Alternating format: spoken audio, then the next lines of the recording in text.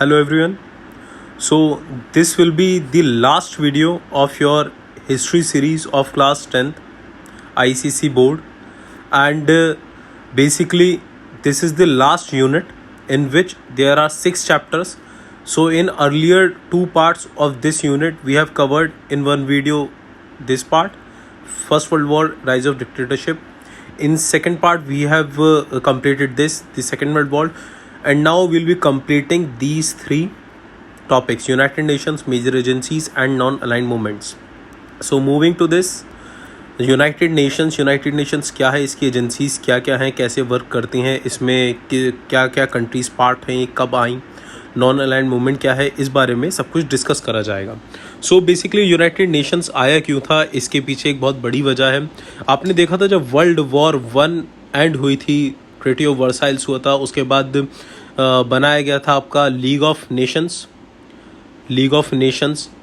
और फिर league of Nations failure रहा था. क्योंकि लीग ऑफ नेशन का जो मेन पर्पस था पीस करना, कॉन्फ्लिक्ट्स को हटाना, इंटरनेशनल डिस्प्यूट्स को ख़त्म करना, इस सब चीज़ों में लीग ऑफ नेशन फेल हो रहा था. और इसी रीज़न की वजह से जब फेल होता रहा तो जर्मनी और इटली फिर से पावर में रहा, और फिर उसके बाद वर्ल्ड वॉर 2 हुई थी. ये अभी तक आपने सब कुछ पढ़ा है इसी यूनिट की लास्ट 2 वीडियोस में. जिसने नहीं देखी हैं वो पहले उन वीडियोस को देखे, उसके बाद समझने आएगा यूनाइटेड नेशंस क्यों आया. तो बेसिकली जब यूनाइटेड नेशंस सारे की सारे जितने भी कंट्रीज़ थे, पावरफुल कंट्रीज़, वर्ल्ड वॉर 2 होने के बाद उन्होंने ये रियलाइज़ करा कि अगर 3rd वर्ल्ड वॉर होती है तो बहुत बड़ा डिस्ट्रक्शन हो सकता है, दुनिया में बहुत बड़ा नुकसान पहुंचेगा. इस वजह से एक ऐसी ऑर्गेनाइजेशन को आना चाहिए जिससे कि कोई सी भी एस्केलेशन ऑफ वॉर ना हो. सो बेसिकली यूनाइटेड नेशंस इसीलिए बनाया गया क्योंकि जब सारे के सारे कंट्रीज़ कहने लगे कि अब एस्केलेशन ऑफ वॉर किस तरीके से कम करी जाए और पीसफुलनेस कैसे फैलाई जाए पूरी दुनिया में, तो इस वजह से यूनाइटेड नेशंस का गठन करना ज़रूरी लगा. इसमें जो बेसिक रोल था वो 3 लीडर्स ने, जो विनिंग लीडर्स थे, उन्होंने करा था. अब वो भी आपके आगे समझने आ जाएगा. बेसिकली अभी यूनाइटेड नेशंस का हम ओरिजिन देख लेते हैं और ये स्टार्ट होने के रीजंस क्या थे. एक डिज़ास्टर्स वर्ल्ड वॉर जो कि अभी हमने डिस्कस करा था, failure of league of nation वो भी आपको बताया गया, fear of 3rd world war, जिससे कि अब 3rd वर्ल्ड वॉर अगर हो जाती तो दिक्कत आ सकती है. अब ये जो 4th पॉइंट है, division of world into 2 blocks, ये चीज़ देखने वाली है. एक्चुअली हमारा जो 2 ब्लॉक्स में हमारा वर्ल्ड जो था वो डिवाइड हो गया था. एक वो कंट्रीज़ थी जिसमें America as a leader work कर रहा था, उसमें यूरोपियन कंट्रीज़ काफ़ी सारी इन्वॉल्व थी. वो अमेरिकन सोच की तरीके से, जैसे कैपिटलिस्ट सोच भी कहते हैं, वो भी नीचे डिस्कस है कैपिटलिस्ट का मतलब क्या है. और जो रशिया कम्युनिस्ट सोच पे चलता था. रशिया एंड USSR और उससे इन्फ्लुएंस कंट्रीज़ जो थी वो रशिया के लीडरशिप में चल रही थी, तो 2 पावर ब्लॉक्स में कन्वर्ट हो गया था, जिसमें एक लीडर अमेरिका चल रहा था, दूसरा रशिया. तो वर्ल्ड जब 2 ब्लॉक्स में डिवाइड हो गया था, ये हुआ कि अगर आने वाले टाइम में अगर इन दोनों ब्लॉक्स के बीच में लड़ाई हो जाती है, इन 2 कंट्रीज़ और उनकी सपोर्टिंग कंट्रीज़ के बीच में, तो बहुत बड़ा डिस्ट्रक्शन हो सकता है. तो इसको कैसे कम करा जाए, चीज़ें ईज़ कैसे करी जाए, तो ये भी UN का मेन पर्पस रहा था उस वक्त. तो अमेरिका एंड रशिया और उनकी सपोर्टिंग कंट्रीज़ के बीच में किस तरीके से एग्रीमेंट्स करे जाएं और इनको वॉर पर जाने के लिए मजबूर ना हो, ये इसका रीज़न रहा था. डिस्ट्रक्टिव वेपन्स हर कंट्री के पास हो गए थे अब हल्के हल्के, क्योंकि जब एटॉमिक बॉम्ब हिरोशिमा नागासाकी पर वर्ल्ड वॉर 2 में अमेरिका ने यूज़ करा था जापान में, तो इस वजह डिस्ट्रक्टिव बॉम्ब्स, अलग अलग तरीके के बॉम्ब्स, न्यूक्लियर वॉरफेयर अब स्टार्ट हो सकता था इस वजह. और 9 कंट्रीज़ करंटली ऐसी हैं जैसे कि US, UK, Russia, France, China, India, Pakistan, Israel, north Korea, जिनके पास ऐसे वेपन्स हैं. तो अब अगर वर्ल्ड वॉर होती है तो इसमें न्यूक्लियर वेपन्स अगर इस्तेमाल होते हैं तो पूरी कंट्रीज़ ख़त्म हो सकती हैं. तो इस वजह से भी ये यूनाइटेड नेशन सेटअप करा गया है कि ऐसे चांस ना आए. ओरिजिन क्या है, जो इसका चार्टर था, जिसे हम ड्राफ्ट या फिर एक एग्रीमेंट भी कह सकते हैं, वो सैन फ्रांसिस्को में जब एक मीटिंग हुई थी, उसमें 50 कंट्रीज़ ने अटेंड करा था और उसमें सिग्नेचर करा था उन्होंने, यानी कि उसके ड्राफ्ट को मंजूरी दी थी, उसके चार्टर को मंजूरी दी थी. तो फॉर्मली जो UN था उसका ओरिजिन स्टार्ट हुआ आपका 24 अक्टूबर 1945 को। 24 अक्टूबर 1945 को यूएन बेसिकली आ चुका था। इसके अलावा इसका जो अप्रूवल था, इसको पूरी तरीके से माना किसने? 29 नेशंस ने, जिसमें 5 परमानेंट मेंबर्स थे ऑफ सिक्योरिटी काउंसिल। अब यूएन में कुछ काउंसिल्स होती हैं, जनरल असेंबली काउंसिल्स, वो आपको समझने आ जाएगा। फिलहाल आप इतना समझिए कि 5 परमानेंट मेंबर हैं जो कि सिक्योरिटी काउंसिल के हैं, वो भी इन 29 कंट्रीज़ में शामिल थे।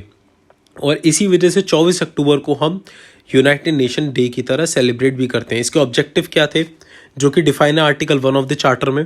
टू मेंटेन इंटरनेशनल पीस को बनाना है, security, collective measures for the prevention and removal of threat to peace, to suppress act of aggression और other breaches of piece.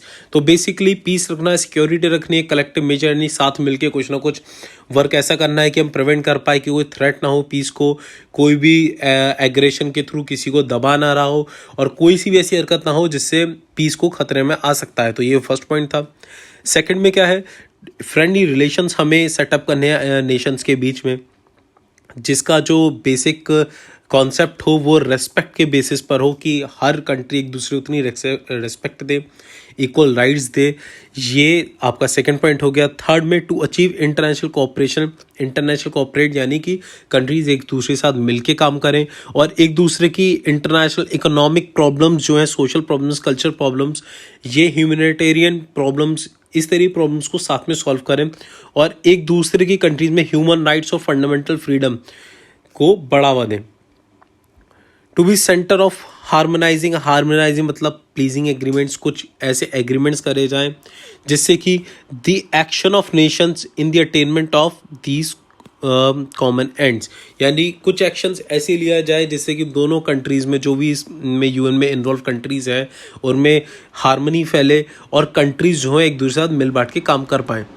Disarm, decolonise, disarm यानी कि अपनी जो वेपनरी है उसको कम करना, और डीकोलोनाइज यानी कि जैसे पहले इंडिया कॉलोनी था ब्रिटेन की, तो वो कॉलोनाइज को ख़त्म करना और डेवलप करना अपने आप को, are the 3 main objective of the UN.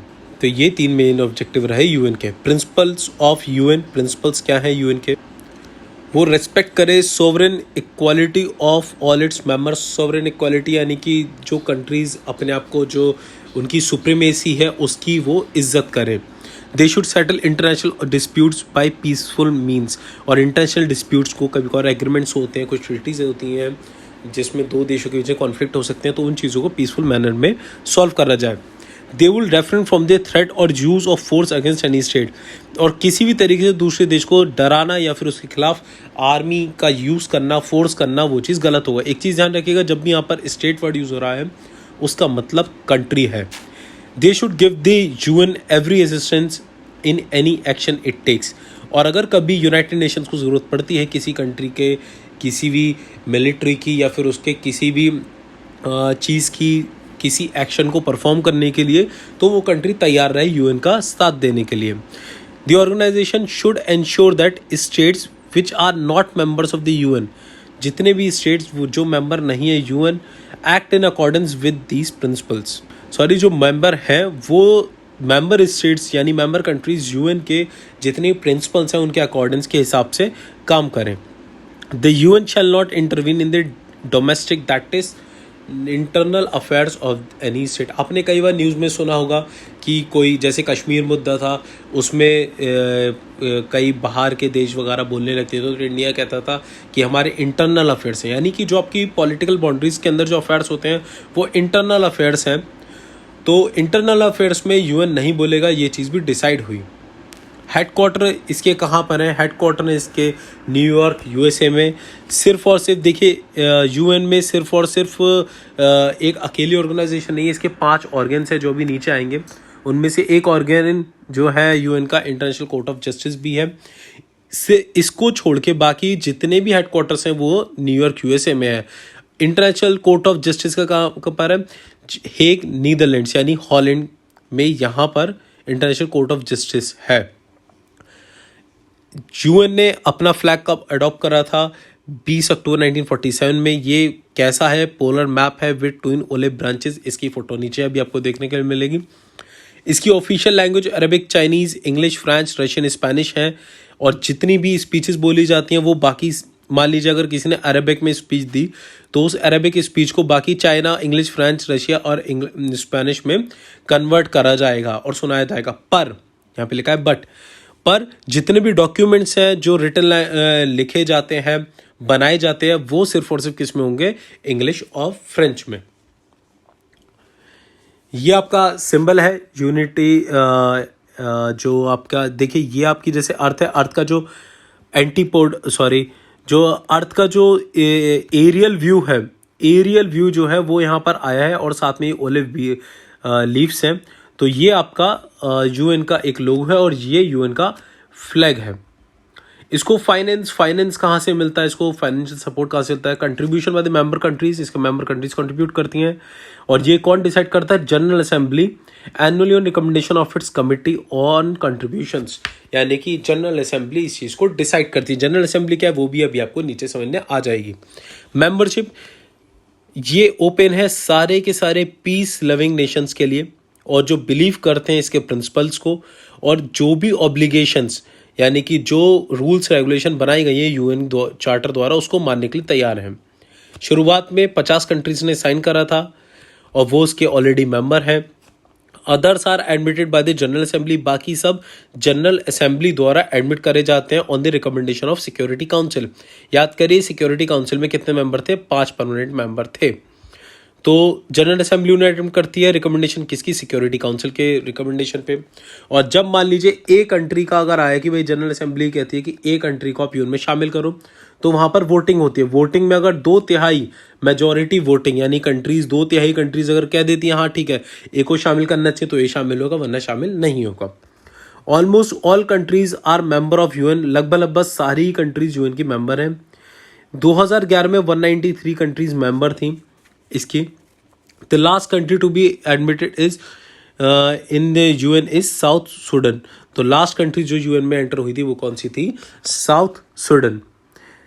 Indian and original member. अब इंडिया का क्या सिस्टम है? इंडिया यूएन से कब से लिंक है? वो कब से लिंक है? इंडिया उन कंट्रीज में शामिल था जिन्होंने 50 स्टार्टिंग में सिग्नेचर करा था, उनमें शामिल था, और इसको वहाँ पर जवाहरलाल नेहरू ने रिप्रेजेंट करा था। इंडिया ने कई बार अपने ट्रूप्स यानी कि अपनी आर्मीज को भेजा भी है अफ्रीका में या फिर other parts of the world में। क्यों भेजा है? जब यूएन ने कहा है कि भाई वहाँ पर भेजना ज़रूरी है और पीस कीपिंग मिशंस है, कुछ पीस को फैलाने के लिए हमें मिलिट्री की ज़रूरत है, तो इंडिया ने उस टाइम भी साथ दिया है। तो इंडिया का ओरिजिन ये है।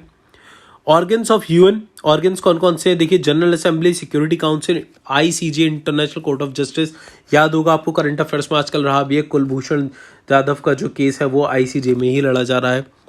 The economic and social council, the trusteeship council, the secretariat. तो ये सब काउंसिल्स ऑर्गन्स हैं। जनरल असेंबली क्या है? जनरल असेंबली एक तरीके से आप ये समझ के चलिए जैसे कि आपकी लोकसभा राज्यसभा इंडिया में होती है। लोकसभा राज्यसभा में आप मान के चलिए जितने भी मेंबर होते हैं, 552 मेंबर जैसे लोकसभा में होते हैं, तो उनके बीच में वोटिंग होती है किसी भी चीज़ को लेकर आके। और ये 552 मेंबर क्या रिप्रेजेंट करते हैं? अलग अलग कॉन्स्टिट्यूंसीज, अलग अलग डिस्ट्रिक्ट्स, पूरे इंडिया को रिप्रेजेंट करते हैं। इसी तरीके से जनरल असेंबली एक चीज़ है। जनरल असेंबली एक वो असेंबली है जिसमें जितने भी मेंबरिंग कंट्रीज हैं उन सबका पार्टिसिपेशन रहता है, और जितने भी ऑर्डिनेंस यानी कि ऑर्डर्स आते हैं या फिर जितनी भी डिस्कशंस होता है रिलेटेड टू फाइनेंस हो, वर्ल्ड कीपिंग मिशंस हो, ये सब यहाँ पर जनरल असेंबली में डिस्कस होते हैं। और डिस्कस होने के बाद उस पर वोटिंग होती है, उस चीज़ को लागू करा जाता है। तो एक तरीके से एक पार्लियामेंट की तरह काम करती है जनरल असेंबली। इसके बारे में कुछ इंपॉर्टेंट चीज़ें यहाँ पर दे रखी हैं कि कौन से चैप्टर में है। Chapter number 4 of United Nation charter में दिया हुआ है। दी यूएनजी यानी कि United Nation General Assembly responsible for UN budget के रिस्पॉन्सिबल है। Appointing of non permanent members के लिए रिस्पॉन्सिबल है to the Security Council. Appointing the Secretary General of the United Nations, Secretary General को appoint करने के लिए भी यही सब कुछ देखती है। Receiving reports from other parts of the UN system, बाकी जितने पार्ट हैं यूएन सिस्टम के उसकी रिपोर्ट्स इसके पास आती हैं, रिकमेंडेशन बनाती है रेजोल्यूशंस के थ्रू। ये सब जितना ही वर्क है ये जनरल असेंबली का रहता है। बेसिकली आप मान के चलिए ये यूएन के लिए पूरे वर्ल्ड की एक तरीके से पार्लियामेंट समझ लीजिए, जनरल असेंबली वो काम करती है।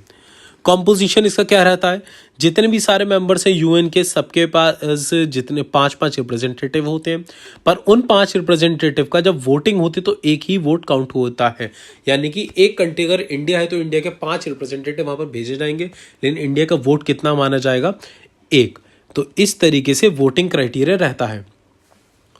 रेगुलर सेशन कब से स्टार्ट होते हैं, मैं आज ही पढ़ रहा था, आज से ही स्टार्ट भी हुए हैं। आज से नहीं, अभी कुछ वक्त पहले से स्टार्ट हुए हैं, मेरे ख्याल से न्यूज़ में आया भी था इसके बारे में। तो रेगुलर सेशन से स्टार्ट 3rd ट्यूसडे को होते हैं सितंबर के, और ये चलते हैं लगातार, और एंड कब होते हैं, 3rd वीक ऑफ दिसंबर में ये एंड हो जाते हैं।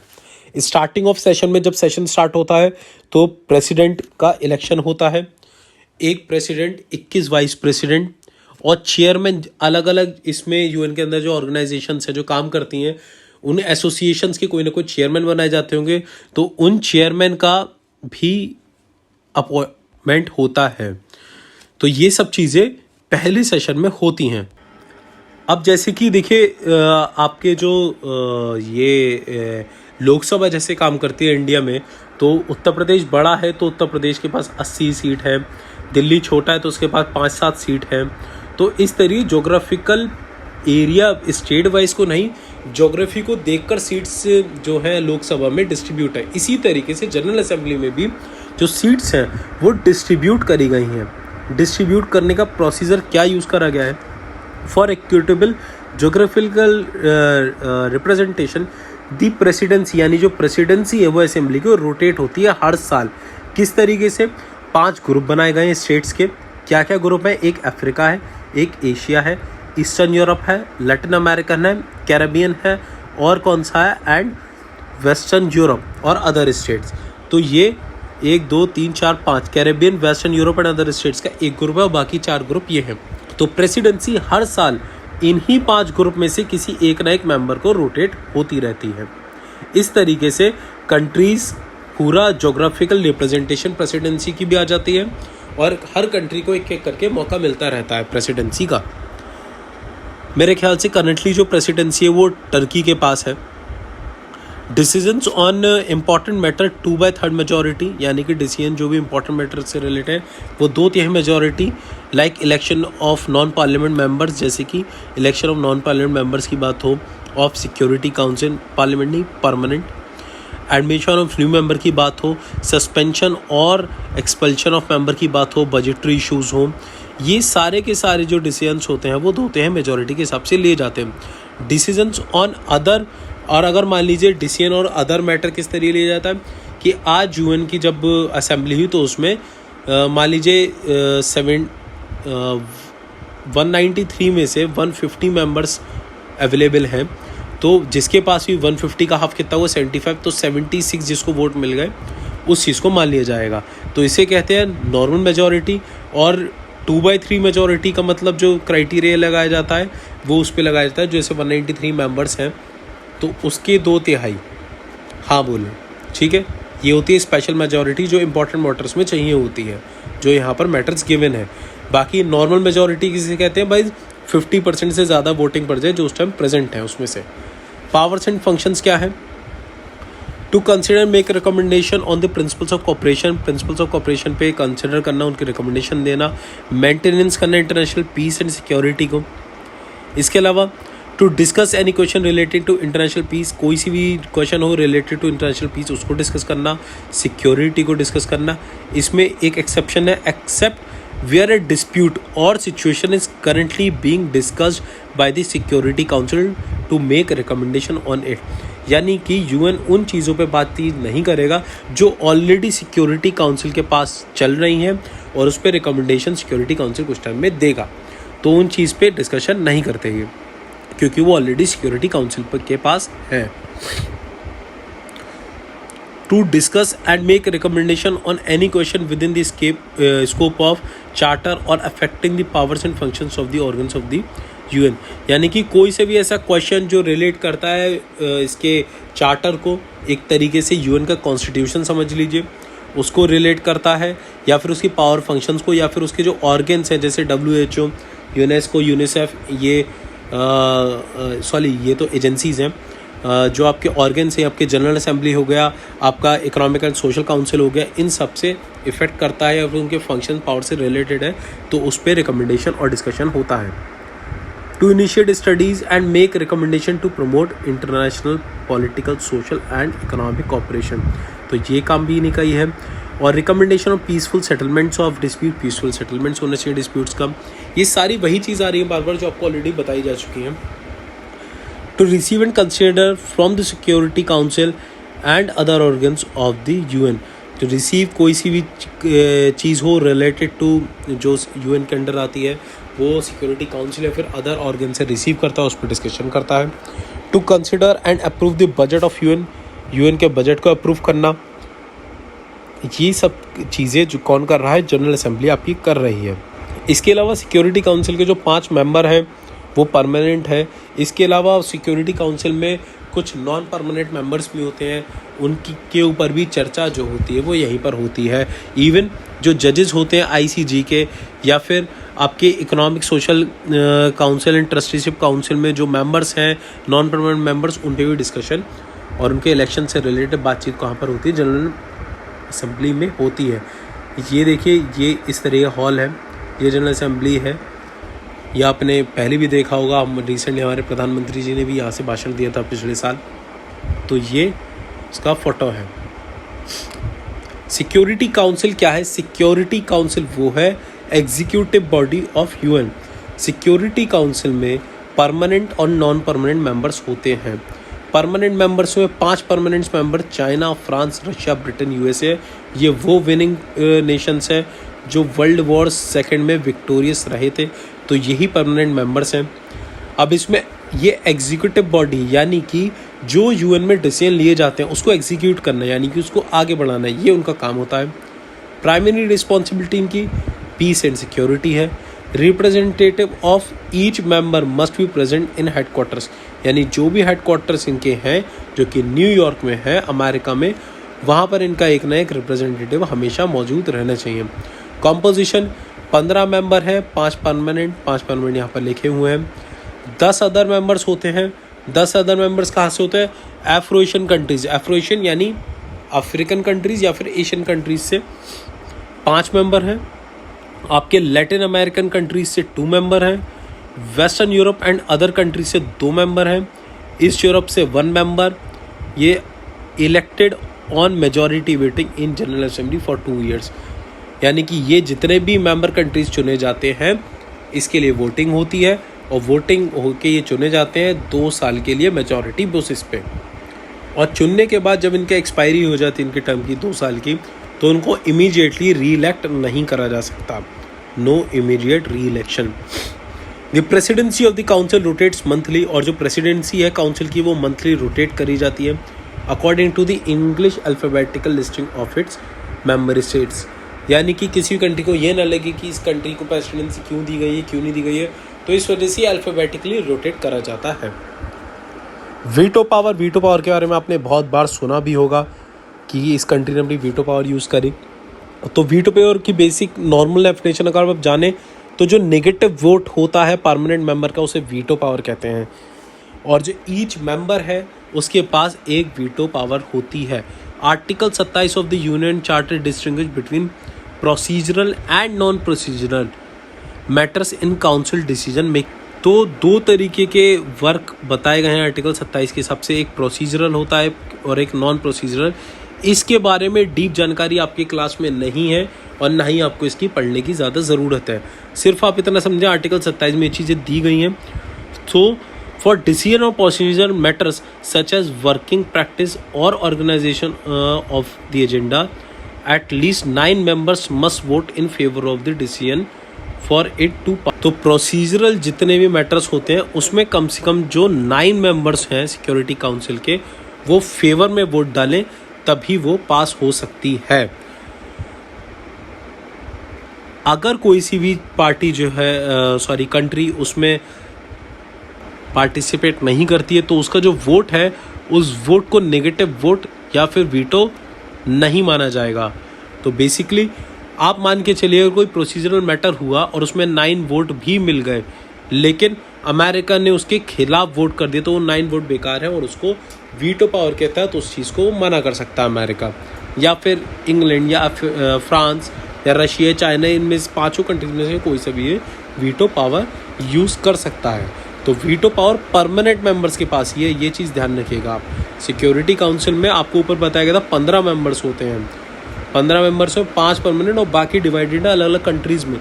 तो जो 5 परमानेंट मेंबर है वो ही वीटो एंजॉय करते हैं। पावर्स एंड फंक्शंस क्या क्या है सिक्योरिटी काउंसिल के, सेम वही, सिक्योरिटी और पीस करो, डिस्प्यूट से बचाओ, इंटरनेशनल फ्रैक्शन को कम करो, मिलिट्री एक्शंस को कम करा जाए, एग्रेशन को कम करा जाए, एग्जिस्टिंग डिस्प्यूट्स करो, टर्म्स ऑफ सेटलमेंट करिए, वही सारी की सारी चीज़ें वही हैं। बस इंटरनेशनल फ्रैक्शन कम करो, मिलिट्री कम करो, एग्रेशन कम करो, सेटलमेंट करो किसी भी तरीके से, आर्मामेंट्स का इस्तेमाल कम होना चाहिए, एग्रेशन को आगे बढ़ाओ मत, किसी भी थ्रेट हो अगर के पीस को तो उसके खिलाफ एक्शन लिया जाए। उसके ऊपर एक्शन का मतलब ये नहीं है कि उसके ऊपर डायरेक्ट लड़ाई छेड़ दी जाए, लड़ाई छेड़ने की जाए इकोनॉमिक सेक्शंस लगाए जाएँ, यानी कि किसी तरीके का भाई उसके इंपोर्ट्स के लिए आप ये कह दीजिए कि इस कंट्री में आप इंपोर्ट नहीं करेंगे, या फिर आपको इंपोर्ट करने के लिए आपको ये चार्जेस अलग से देने पड़ेंगे। इस तरीके सेक्शंस लगाए जाओ जो मॉनेटरी बेसिस पे ज़्यादा हो, एग्रेशन को रोकने के लिए।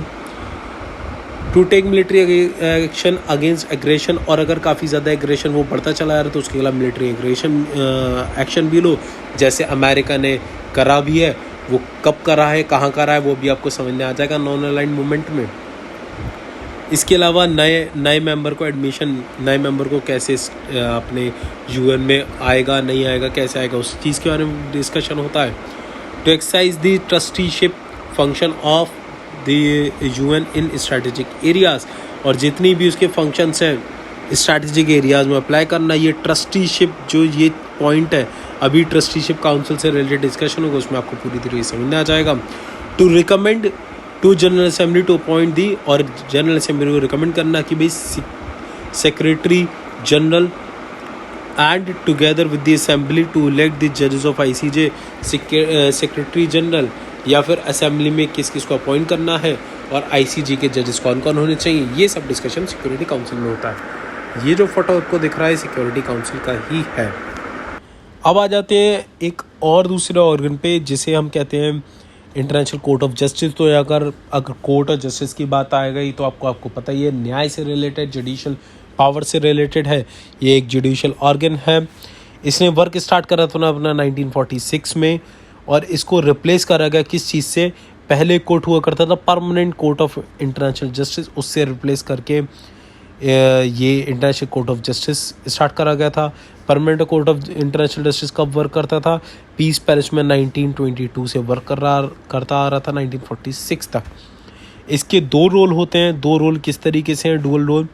Settlement in accordance with international law the legal dispute submitted by the state, यानी कि जितनी भी कंट्रीज़ हैं अगर उनके साथ कोई डिस्प्यूट हुआ है तो लीगल प्रोसीजर इंटरनेशनल लॉ के हिसाब से उसको सेटल करना, या फिर अपनी एडवाइजरी यानी ओपिनियन देना किसी भी लीगल क्वेश्चन से रिलेटेड जो कि उसके इंटरनेशनल ऑर्गन्स या फिर एजेंसी से रिलेट करता है। ये इसके डुअल रोल्स हैं।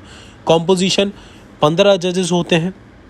ये सब के सब 9 साल के लिए अपॉइंट करे जाते हैं, और इसको अपॉइंट करता कौन है, किसके द्वारा करे जाते हैं, यानी यूनाइटेड नेशन जनरल असेंबली और सिक्योरिटी काउंसिल के थ्रू करे जाते हैं।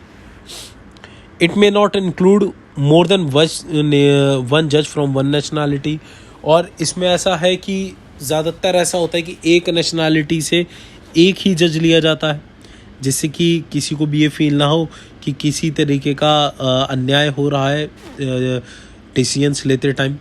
इसके इलेक्शन जो होते हैं हर 3 साल में होते हैं, और 1/3 सीट्स के लिए इलेक्शन होते हैं। Members of the court do not represent there government, और जो मेंबर्स होते हैं वो कोर्ट को रिप्रेजेंट, अपनी गवर्नमेंट को रिप्रेजेंट नहीं करते हैं, तबकि गवर्नमेंट को रिप्रेजेंट करने की जगह ये एक इंडिपेंडेंट मजिस्ट्रेट की तरह काम करते हैं।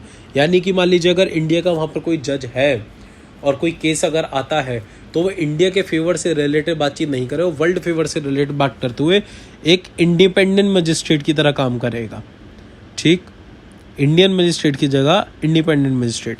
क्वालिफिकेशन इसकी क्या होती है, क्वालिफिकेशन जो भी हाईएस्ट क्वालिफिकेशन आपकी कंट्री में चल रही होती है उस क्वालिफिकेशन को ये आईसीजे के क्वालिफिकेशन के लिए मानते हैं। यानी कि इंडिया में जो हाईएस्ट क्वालिफिकेशन जो है वो सुप्रीम कोर्ट के जज की है, तो वही क्वालिफिकेशन आईसीजे पे लागू होगी इंडियंस के लिए। और या फिर कोई भी ज्यूरिस्ट जो बहुत ज़्यादा रिकग्नाइज हो इंटरनेशनल लॉ से में, यानी कोई से वैसे व्यक्ति, एडवोकेट या फिर कोई पत्रकार, कुछ ऐसा व्यक्ति जिसको बहुत ज़्यादा जानकारी हो इंटरनेशनल लॉ के रिलेटेड में, तो उस व्यक्ति को भी जज बनाया जा सकता है। President vice president elected every 3 years, री इलेक्टेड ऑल्सो, यानी कि प्रेसिडेंट और वाइस प्रेसिडेंट हर 3 साल में इलेक्ट करे जाते हैं और इनको री इलेक्ट भी करा जा सकता है। Court has power to appoint its registrar, और कोर्ट चाहे तो अपना रजिस्ट्रार भी अपॉइंट कर सकता है। तो ये आईसीजे की बिल्डिंग है और ये एक स्टैम्प, ये स्टैम्प का देखिए बेसिकली रोल क्या है। आपके कोर्स में कई बार पिक्चर स्टडीज़ आ जाती हैं, उसमें इस स्टैम्प के बारे में पूछा गया है और ये आपके बुक में भी कई जगह पर है, तो इस वजह से स्टैम्प दी है। तो यूनाइटेड नेशंस की स्टैम्प है ये, और ये आपका ICJ international court of justice जो कि नीदरलैंड्स में उसका फ़ोटो है। पावर्स एंड फंक्शंस सब फिर से वही रिपीट होगा।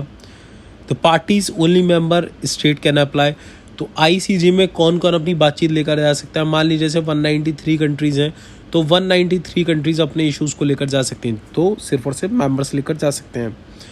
सोर्स ऑफ एप्लीकेबल लॉ, इसका सोर्स क्या है, ये कौन से लॉ के थ्रू सारे के सारे डिसीजन देता है, ये उन लॉ के थ्रू देता है जो इंटरनेशनल ट्रीटीज़ अभी तक हुई हैं या फिर कुछ एग्रीमेंट्स कन्वेंशंस हुए हैं और जो फोर्स में है, या फिर इंटरनेशनल कस्टम्स को ध्यान में रखता है, या फिर जनरल प्रिंसिपल, एक नॉर्मल प्रिंसिपल्स जो होते हैं उन चीज़ों को, जुडिशल डिसीजंस जो बड़े बड़े लिए गए हैं, जितनी भी हाईली क्वालिफाइड पब्लिसिस्ट हैं उनका क्या ओपिनियन है, इन सारी चीज़ों से रिलेटेड करके कोई भी डिसीजन लिया जाता है।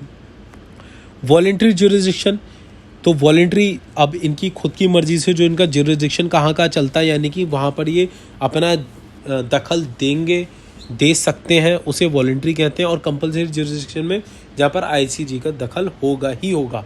तो वॉलेंट्री कहाँ पर है, court is competent to entertain a dispute if the state concern agree to take an issue on it. यानी कि ये कोर्ट तभी बोलेगा, मान लीजिए इंडिया और चाइना के बीच में विवाद चल रहा है और इंडिया और चाइना चाहते हैं इस बात को आईसीजे में निपटाया जाए, तो ये उसका वॉलेंट्री ज्यूरिसडिक्शन हो गया। अब कंपलसरी कहाँ बोलेंगे, ये कंपलसरी आईसीजे वहाँ पर बोलते हैं जहाँ पर against the background that the large number of treaties provided that disputes are submitted into the court and its jurisdiction extends to disputes related to interpretation of international law। पहले इसको 2 part में divide कर लेते हैं, एक यहाँ से एक यहाँ तक। तो पहला पार्ट ये है, मान लीजिए और कोई 2 देश हैं, इंडिया और ऑस्ट्रेलिया, इनके बीच में एग्रीमेंट होता है और उसमें एग्रीमेंट ये लिखा जाता है कि अगर कोई भी विवाद दोनों कंट्रीज के बीच में हुआ तो इस विवाद को आईसीजे में सुलझाया जाएगा। तो वो विवाद जो है वो सिर्फ और सिर्फ आईसीजे में ही सुलझाया जाएगा। इसके अलावा दूसरा जो इसका कंपलसरी ज्यूरिसडिक्शन है, its jurisdiction extend to disputes related to interpretation of international law. यानी कि इंटरनेशनल लॉ की इंटरप्रिटेशन से रिलेटेड उसका क्या मतलब एग्जैक्टली है, और या फिर reparation, compensation to be made for the breach of the international obligation, यानी इंटरनेशनल लॉ की जो इंटरप्रिटेशन है उससे रिलेटेड, या फिर कोई सी भी कंपनसेशन देनी है और उसका ब्रीच करा जा रहा है, इंटरनेशनल ऑब्लिगेशन जो है वो पूरी नहीं करी जा रही है, तो उस जगह पर भी आईसीजे बोलेगा। एडवाइजरी ओपिनियन, एक इसका दूसरा रोल ये भी है कि एडवाइजरी ओपिनियन की तरह काम करता है। So open solely to international organisation, तो ये इतनी भी इंटरनेशनल ऑर्गेनाइजेशन है उनके लिए हमेशा के लिए ओपन है, वो अपने मैटर्स यहाँ पर लेकर आ सकती हैं। Presently it includes 5 organs of UN, 16 specialised agencies of UN family. तो करंटली इसमें कौन कौन सी बातें सुलझाई जा रही हैं उनके बारे में एडवाइजरी दी जा रही है। 5 ऑर्गन्स हैं यूएन के, उनके रिलेटेड, और 16 अलग एजेंसीज हैं जो यूएन द्वारा इसको कबूला गया है, तो वो जितनी भी हैं आ सकती हैं और अपने चीज़ों के बारे में डिस्कशन कर सकती हैं। 1946 से लेके अभी तक सिर्फ और सिर्फ 24 एडवाइजरीज दी गई हैं।